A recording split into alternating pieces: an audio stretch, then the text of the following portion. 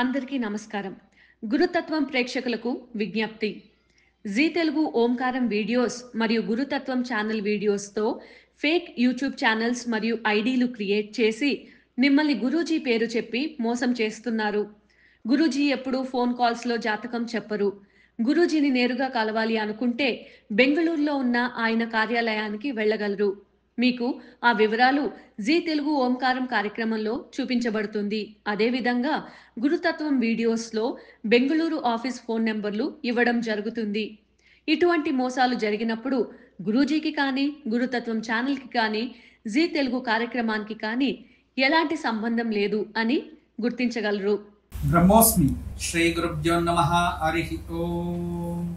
గురు బ్రహ్మ గురు విష్ణు గురుదేవో మహేశ్వరః గురు సాక్షాత్ పరబ్రహ్మ తస్మై శ్రీ గురువే నమః.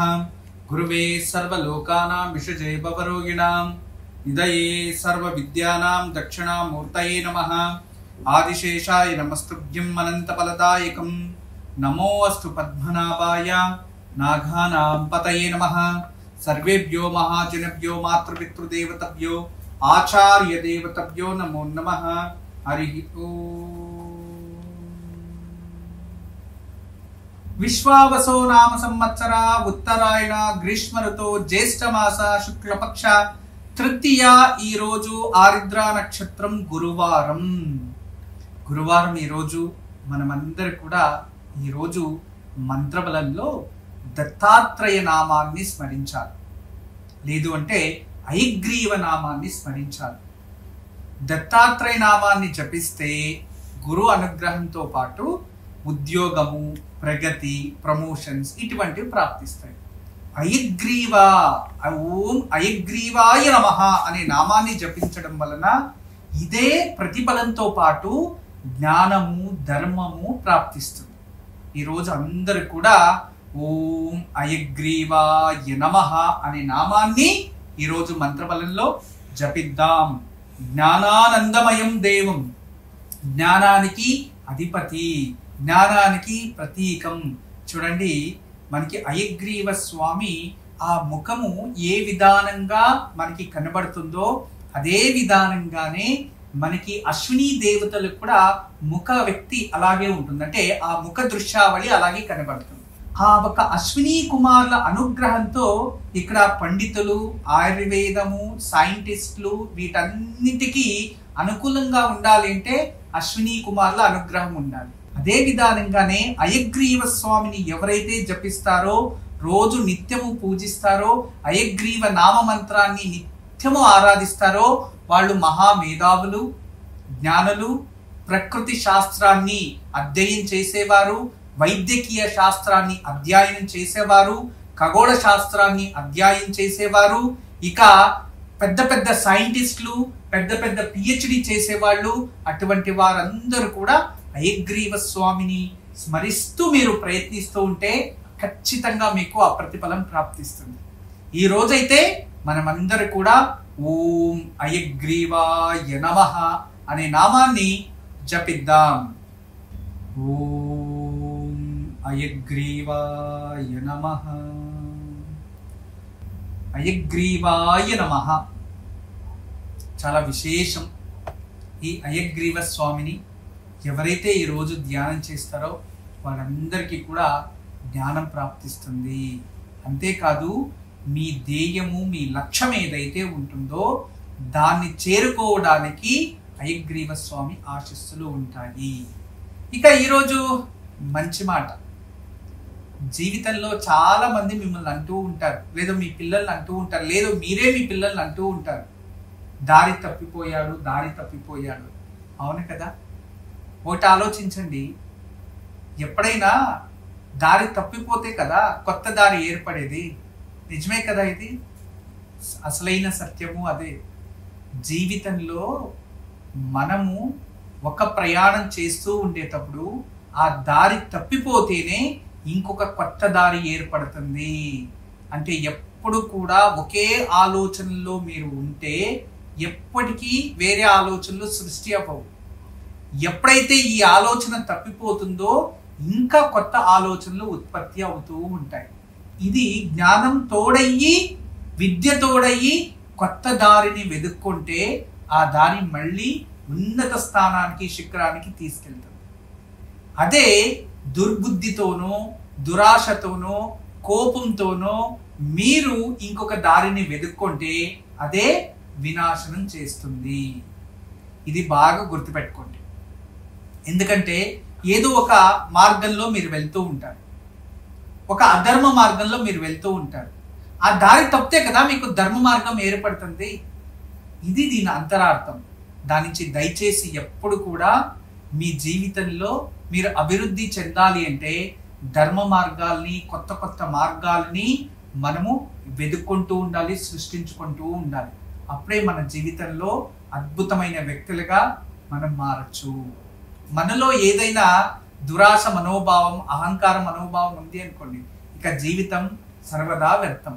దీనికి గొప్ప ఎగ్జాంపుల్ చెప్పాలి అంటే ఈ ఒక భూమిలో నుంచి అగ్ని ఉత్పత్తి అవుతూ ఉంటుంది కదా, దాన్ని ఏమంటాము? భూమిలో నుంచి ఈ వాల్కెన్స్ అంటే అగ్ని పర్వతం ఒక పక్క ఉంటుంది, దాని పక్కనే కూడా హిమ పర్వతం కూడా ఉంటుంది. ఎప్పుడు కూడా అగ్ని పర్వతం అనుకుంటూ ఉంటుందంట, ఏదో ఒక రోజు నిన్ని నా వేడి నీకు తగిలితే నువ్వు కరిగి వెళ్ళిపోతావు, నీకు ఈడ ప్లేస్ లేదు, కానీ నేను మాత్రమే శాశ్వతం అని ఎప్పుడు కూడా అహంకారంతో ఊగుతూ ఉంటుందంట. సరే చాలా రోజులు చూసి సరే నీకు అయింది, ఏం జరుగుతుందో చేసేయి అన్నారు. ఎవరు? ఈ హిమపర్వతం అగ్ని పర్వతాన్ని చెప్పింది. సరే అని చెప్పి ఆ అగ్ని పర్వతం ఏం చేసింది, లోపల నుంచి లావారసం ఉత్పత్తి చేస్తూ అగ్ని పర్వతం కరుగుతూ అది ఏమైంది, హిమపర్వతం కరుగుతూ నీరు ఎక్కువైంది. ఆ నీళ్ళంతా ఈ అగ్ని పర్వతం లోపు వచ్చే లోపల ఆ నీళ్లలో మునిగిపోయింది. అది ఇది మాత్రం అలాగే ఉంది. గుర్తుపెట్టుకోండి, జీవితంలో ఎప్పుడైనా ఒకరికి ప్రమాదం చెయ్యాలి అని నిరంతరంగా ఆలోచిస్తూ ఉంటే మీరు ప్రమాదంలో పడతారు. జీవితంలో ఎవరికైనా చెడు చేయాలి అని కోరుకుంటే ముందుగా ఆ చెడు జరిగేది మీకే. అందువలన ద్వేషము, కోపము అవన్నీ వదిలేసి ప్రేమతో ప్రశాంతంగా కృతజ్ఞతగా బతికితే దాన్నంత తృప్తి జీవితం ఇంకొకటి ఉండదు. దీనికి అనుసంధానంగా చిన్న కథ చెప్తా వినండి. ఒక తండ్రికి 2 కొడుకులు ఉంటారు. వాళ్ళకి ఆ తండ్రి ఆయనకి రోజు ఒక దారిలో వెళ్ళి అక్కడున్న వ్యవసాయం చేసుకొని అక్కడున్న పొలాల్లో ఏదైతే పండుతూ ఉంటారో అవన్నీ తీసుకువచ్చి ఇంట్లో ఆహార ఉత్పన్నాలు దాన్ని వ్యాపారం చేసుకోవడం, ఆ డబ్బులతో అభివృద్ధి, అది మాత్రం తండ్రి నేర్పించింటాడు. 2 కొడుకులు సరే అని చెప్పి 2 చక్కగా నాన్న నేర్పించినట్టుగానే వెళ్తూ ఉంటాడు. దాంట్లో తమ్ముడు ఎప్పుడు కూడా ఒక విశేషమైన దృష్టి అతనికి, ఏదో విధానంగా త్వరగా నేను పైకి వచ్చేయాలి, త్వరగా నేను అభివృద్ధి చెందాలి అనుకుంటాడు.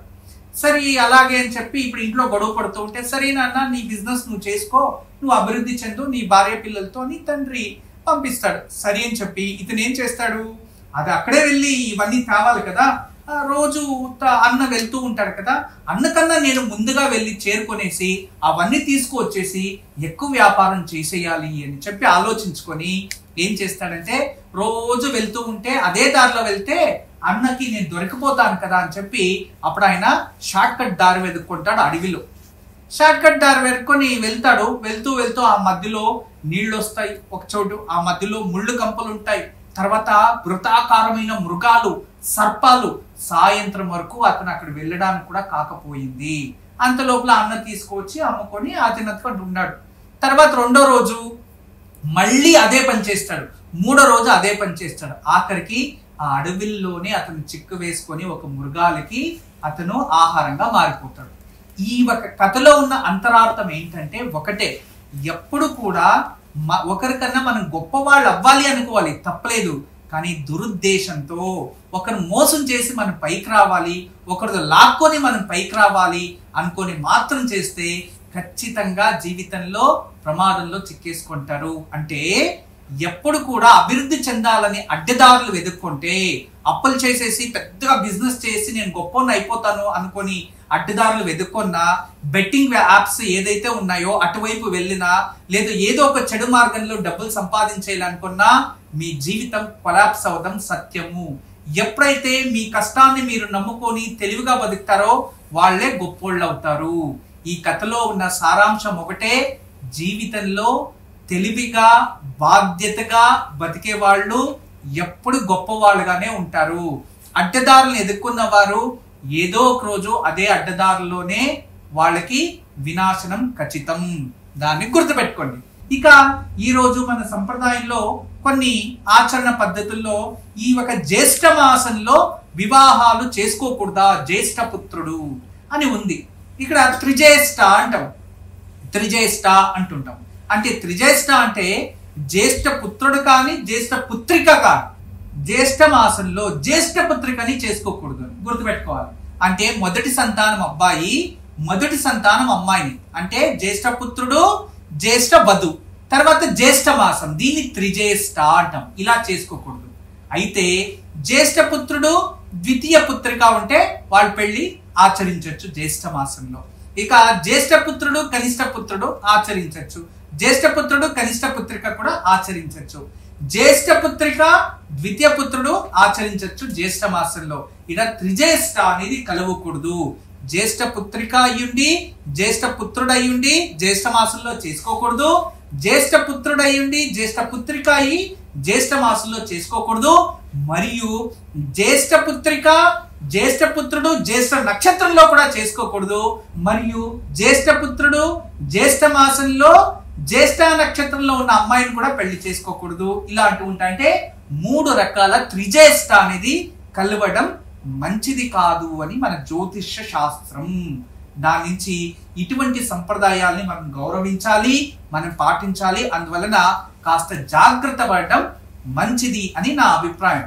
ఇక చాలా మందికి ఈ కాలంలో సంప్రదాయాల్లో చాలా డౌట్స్ వస్తూ ఉంటాయి. సంప్రదాయాల్లో చాలా విపరీతమైన డౌట్స్. ఈ సోషల్ మీడియా అధికం అయిపోవడం వల్ల లేనిపోని చెప్పి జనాల్లో చాలా ఇబ్బంది పెట్టేస్తూ ఉన్నారు. దాని నుంచి దయచేసి మీరు చాలా అర్థం చేసుకోవాలి. గుమ్మడికాయ ఇంటికి పూర్ణ గుమ్మడికాయ తాకూడదు అని ధర్మశాస్త్రం ఉంది. ఎందుకు అంటే ఏదైతే పూర్ణ గుమ్మడికాయ ఉంటుందో అది ఇంటికి దృష్టి తీయడానికి కొట్టడానికి తెస్తారో అది తెల్ల గుమ్మడికాయ. తినే గుమ్మడికాయ ఎర్ర గుమ్మడికాయ ఉంటుంది కదా, దాన్ని పూర్తి ఇంటికి తేకూడదంట. పూర్తి ఎప్పుడు తెస్తారు అంటే ఇంట్లో ఏదైనా అశుభ కృతువులు ఉంటే దాన్ని తెస్తారు అని. లేదో ఇంటి బయటే దాన్ని విరిక్కొట్టి ఇంట్లోపలికి ఎత్తుకొని రావాలి అని శాస్త్రం ఉంది. లేదో దాన్ని కట్ చేసి సగం తేవాలి. మీరు మార్కెట్ నుంచి ఇంటికి ఏదైనా గుమ్మడికాయ తేవాలి అంటే పూర్తి గుమ్మడికాయ తీసుకురాకూడదు. ఇది మన సనాతన ధర్మశాస్త్రంలో ఉంది. ఈరోజు నిత్య నక్షత్రం ఆరిద్ర నక్షత్రం కదా. అయితే అశ్విని మక మూల నక్షత్రం వారికి ఈరోజు సాధక తార, శుభకరమైన రోజు. ప్రయత్నిస్తే ప్రతిఫలం ఉంటుంది, ప్రయత్నించండి. భరణి పుబ్బ పూర్వాషాఢం వారికి ప్రత్యక్ తార ఈ రోజు మీకు కూడా అంత శుభం కాదు, కొంచెం జాగ్రత్త వహిస్తే చాలా మంచిది. కృతిక ఉత్తరాషాఢ వారికి క్షేమ తార, అత్యంత లాభదాయకమైన రోజు, ఉపయోగం చేసుకోండి. రోహిణి అస్త శ్రవణ నక్షత్రం వారికి విపత్తార, కొంచెం జాగ్రత్తగా ఉంటే చాలా మంచిది. మృగశిర చిత్త ధనిష్ట నక్షత్రం వారికి సంపత్తార, అత్యంత లాభదాయకమైన రోజు, ఈ రోజు ఉపయోగం చేసుకోండి, మీకు శుభం జరుగుతుంది. ఆరిద్ర స్వాతి శతవిష నక్షత్రం వారికి జన్మతార, ఇది అంత మంచి కాదు, కాస్త జాగ్రత్తగా ఉంటే చాలా మంచిది. పునర్వసు విశాఖ పూర్వ భాద్రపద వీరికి పరమ మిత్రతార, శ్రేష్టమైన రోజు, ఉపయోగం చేసుకోండి. ఇక పుష్య అనురాధ ఉత్తర భాద్రపద వీరికి మిత్రతార, ఈరోజు మంచి రోజు, ఉపయోగం చేసుకోండి. ఇక ఆశ్లేష జ్యేష్ఠ రేవతి నక్షత్రం వారికి నైదన తార, ఇది శుభం కాదు, జాగ్రత్త ఉండండి. దివ్యమైన వాస్తు పరిష్కారం. చాలా మంది పిల్లలు ఎడ్యుకేషన్ కోసం చాలా శ్రమిస్తున్నారు. ఈ కాలంలో చాలా శ్రమ పడుతూ ఉన్నారు. మాకి ఏం లేకపోయినా పిల్లల్ని బాగా చదివిస్తే చాలు అని ఆస్తులు అమ్ముకొని చదివిస్తూ ఉన్నారు. నిజమే, కానీ పిల్లలు ఎందుకు విద్యాభ్యాసం చెందట్లేదు? అందుకే ఎప్పుడు కూడా చుట్టుపక్కల వాతావరణం, పెరిగిన వాతావరణం, పెంచిన వాతావరణం, ఉన్న వాతావరణం అంటారు. అంటే దాని అర్థం ఏంటంటే మనం ఏ స్థితిలో, ఏ పరిస్థితిలో ఎక్కడ ఉంటామో దాని ప్రభావం కూడా చూపిస్తుంది. అంటే అది గృహం కూడా అయి ఉంటుంది. చుట్టుపక్కల వాతావరణం అంటే మనం ఎటువంటి జనాలు, చుట్టుపక్కల ఏం చూస్తున్నాము, ఏ టైమింగ్ మెయింటైన్ చేస్తున్నాము, ఇవన్నీ కూడా ఉంటాయి. ఎప్పుడు కూడా మన జీవితంలో ఉత్తమ వ్యక్తులతో మనం సవాసం చేస్తే మనములు కూడా ఉత్తములు అంటారు. అధములతో మనం సవాసం చేస్తే మనములను కూడా అధములు అంటారు. అదే విధానంగానే మనము ఎక్కడుంటామో అనే ప్రభావం కూడా మనపై చాలా చూపిస్తుంది. ఇక ఇంట్లో అంటారా, తల్లి తండ్రి చాలా మంచి ధర్మాత్మకంగా ఉండి మంచిగా పిల్లలకి సంస్కారం నేర్పించి మంచిగా బోధన చేసి వాళ్ళు చక్కగా చదివించాలి అనుకుంటే వాళ్ళు మాత్రం దురంకారంగా అహంకారంగా ఆ తల్లిదండ్రులని చూసుకుంటూ ఉంటారు. లేదంటే జనాల్లో చెడు పేరు తెచ్చుకుంటూ ఉంటారు. వీటన్నిటికి వాస్తు ఎటువంటి దోషం ఉంటే ఇది ప్రభావం చూపిస్తుంది అంటే వంటగది. ఎందుకంటే వాళ్ళు జీవితంలో ఆ కుటుంబంలో ఆ ఇంట్లో ఏమైతే వండుతూ ఉంటారో దాన్ని సేవిస్తూ ఉంటారు. ఆ వంటగదిలో ఏదైనా దోషం ఉండేటప్పుడు మనం ఎప్పుడు తూర్పును చూసుకునే వంట చేయాలి. అవును కదా? తూర్పు ఎదురుగా ఆపోజిట్ లో విండో ఉండాలి. ఎందుకంటే వెలుగు దానిపైన పడుతూ ఉండాలి. తర్వాత వంటగదికి చుట్టుపక్కల ఏం ఉండాలి ఏం ఉండకూడదు వాస్తు శాస్త్రం ఉంది. దాని ప్రకారం ఉంటే రోగి కూడా ఆ ఇంట్లో బాగైపోతాడంట. అదే ఆ వంటగదిలో దోషం ఉంది అనుకోండి, ఆరోగ్యంగా ఉండేవాడు కూడా అనారోగ్యంగా అయిపోతాడు. ఇవే గుణాలపైన కూడా ప్రభావం చూపిస్తుంది. అందువలన ఎప్పుడైనా మన ఇంట్లో అన్ని వాస్తు దోషం ఏమీ లేకుండా, అంటే మన ఇంట్లో ఎప్పుడైనా అంత బాగుంది అనుకుంటాము, కానీ ఏదో తెలియని దోషాల వల్ల ఇలా ప్రభావం చూపిస్తాయి. కానీ కంటికి కనబడే దోషాలకి మనం ఏం పరిష్కారం చేసుకోవాలి తెలీదు. అలాంటప్పుడు ఇంట్లో ఒకటే శాశ్వతమైన పరిష్కారం, ఇంట్లో శ్రీవాస్తు యంత్రం దేవుడి గదిలో పెట్టండి చాలు. వేరే ఇంకేం అవసరం లేదు. రోజు రోజుకి ఇంట్లో కాస్మిక్ ఎనర్జీ డెవలప్మెంట్ అవుతుంది. ఆ పిల్లల్లో కాస్త మార్పు చూడొచ్చు మనం. రేపు విశేషమైన రోజు. రేపు ప్రత్యేకంగా మీ పిల్లల కోసం చదువుల కోసం ఆచరించే పూజ. ఇంట్లో సరస్వతీదేవికి రేపు తెల్లటి పుష్పాలతో పూజించండి. సరస్వతికి గంధముతో అభిషేకం చేసి ఆ గంధాన్ని ఒక ప్లేట్లో వేసి పెట్టుకొని తదుపరి పన్నీరు అంటాం రోజ్ వాటర్తో చక్కగా అభిషేకం చేసి అమ్మవారికి నుదుటిలో గంధాన్ని తిలకాన్ని అలంకరించి తెల్లటి పుష్పాలతో అమ్మవారిని పూజించి తెల్లటి అన్నంలోకి కాస్త పాలు నెయ్యి పోసి అమ్మవారి పాలు నెయ్యి కలిపి అమ్మవారికి సాత్విక ఆహారాన్ని నైవేద్యం పెట్టి అమ్మవారి సరస్వతి అష్టకము అని వస్తుంది, దాన్ని పారాయణ చేసుకోండి. అది చేసిన తర్వాత ఆ ప్రసాదాన్ని ఇంట్లో పిల్లలకి ఇవ్వండి. అనుకూలమైతే రేపు పిల్లలతో సరస్వతి నామ మంత్రాన్ని జపించండి, జపం చేసుకోమని చెప్పండి. వాళ్ళు విద్యావంతులు అవుతారు, జ్ఞానవంతులు అవుతారు. ఎవరైతే ఆచరిస్తారో వాళ్ళకి ఎప్పుడు చెడు ఆలోచనలు వస్తూ ఉంటాయి కదా, అవి దూరం అయిపోతాయి. లేదు దగ్గరలో ఎక్కడైనా సరస్వతి ఆలయం ఉంటే దయచేసి రేపు ఉదయం మీ పిల్లల్ని తీసుకెళ్ళండి. ఈరోజు సాయంత్రం మినపిండితో 2 ప్రమిదలు చేసి నెయ్యి పోసి అందులో దీపాలు వెలిగించి సాక్షాత్ దుర్గాదేవి ముందు పెట్టి దుర్గా కవచాన్ని పారాయణం చేసుకుంటే జాతక చక్రంలో ఎవరికైనా రాహు దోషాలున్నా, ఎవరికైనా అధికంగా కోపం ఉన్నా వెళ్ళిపోతాయి. మీరేం చేయాలి? వాళ్ళు ఈ పూజ చేయరు కదా, వాళ్ళ పేరు చెప్పి 2 చేతిలో మిరియాలు పట్టుకోవాలి. దుర్గా అష్టకం కవచం అంతా చదివిన తర్వాత ఆ ఒక 2 మిరియాలని ఆ వెలిగే ప్రమిదల్లోకి, అంటే ఆ వెలిగే మినిపిండి ప్రమిదల్లోకి ఒకటి వేసేయాలి. ఇలా చేస్తే నిదానంగా వాళ్ళకి అక్కడ కోపం తగ్గుతూ వస్తుంది. తదుపరి దీపాలు కొండెక్కిన తర్వాత వీటిని రేపు నిదానంగా ఆ దీపాలు కొండెక్కిన తర్వాత వాటిని డస్ట్బిన్ లో వేసేయచ్చు. బ్రహ్మోస్మి. అందరికీ నమస్కారం. ఈరోజు మీకు అందరికీ కూడా శ్రీవాస్తు యంత్రం గురించి పరిచయం చేయడానికి వచ్చాను. శ్రీవాస్తు యంత్రం మీరు చూస్తున్నారు. శ్రీవాస్తు యంత్రం, ఈ శ్రీవాస్తు యంత్రం ఈ విధానంగా 9 ఇంచెస్, ఇలా 9 ఇంచెస్, ఇలా 9 ఇంచెస్ ఉంటుంది. తదుపరి బ్యాక్ సైడు ఇలాంటి 9 చక్రాలు ఉంటాయి. ఫ్రంట్ ఈ ఒక గ్లోబ్స్లా ఒక 9 డాట్స్ ఉన్నాయి చూడండి, ఇలా 9. ఇది శ్రీవాస్తు యంత్రం అనేది ఒక కాస్మిక్ ఎనర్జీని అట్రాక్ట్ చేసుకుంటుంది. నెగిటివ్ ఎనర్జీని ఇంట్లో నుంచి బయటికి తరిమేస్తుంది. ఇది మీకు అందరికీ దానికి పరిష్కార మార్గంగా నేను ఇవి సూచిస్తున్నా. ఎందుకంటే చాలామంది పిల్లలు సరిగా చదువుతలేదు, ఇంకొకరు మా ఇంట్లో ప్రశాంతత లేదు, భార్యాభర్తల మధ్యలో సఖ్యత లేదు, దేవుడి గదిలో సరిగా పూజ చేయలేకపోతున్నా, ఇంట్లో ఏదో తెలియని బాధ అనిపిస్తుంది, మా ఇంట్లో ఎప్పుడు కూడా ఏదో తెలియని ఒక శ్మశానంకి వెళ్ళినట్టు అనిపిస్తూ ఉంటుంది, మా ఇంట్లో కలగానే ఉండదు ఎప్పుడు కూడా. ఇక మా ఇంటికి చాలామంది వచ్చిన వాళ్ళంతా వాస్తు దోషం అని చెప్తూ ఉన్నారు, మేము ఏం చేయాలి అని ప్రశ్నిస్తూ ఉండేవారు. వాళ్ళందరికీ కూడా ఒక మార్గోపాయం చాలా రోజుల తర్వాత రీసెర్చ్ చేసి ఇప్పుడు ఈ శ్రీవాస్తు యంత్రాన్ని మేము చూపిస్తున్నాం. ఈ శ్రీవాస్తు యంత్రాన్ని ఎప్పుడైతే ఎక్కడ ఫాల్ట్ అనిపిస్తుందో అక్కడ ఒక మేక కొట్టి తగిలించాలి, అంతే.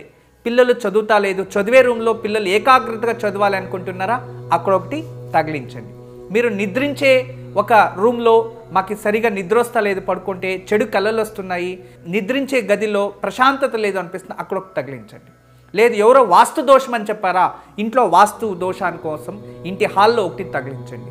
లేదా పూజ గదిలో ఏదో ప్రశాంతత లేదు, సరిగ్గా ఏకాగ్రత లేదు, మెడిటేషన్ చేయలేకపోతున్నా అంటే పూజ గదిలో ఒక మేక కొట్టి అక్కడ ఒకటి తగిలించండి. ఎక్కడైతే ఇంట్లో వాస్తు దోషం ఉంది అని ఎవరైనా చెప్తారో ఆ ప్రదేశంలో ఆ ప్లేస్లో జస్ట్ ఒక మేకు కొట్టి దాన్ని తగిలించండి, ఆ వాస్తు దోషం అక్కడి నుంచి వెళ్ళిపోతుంది.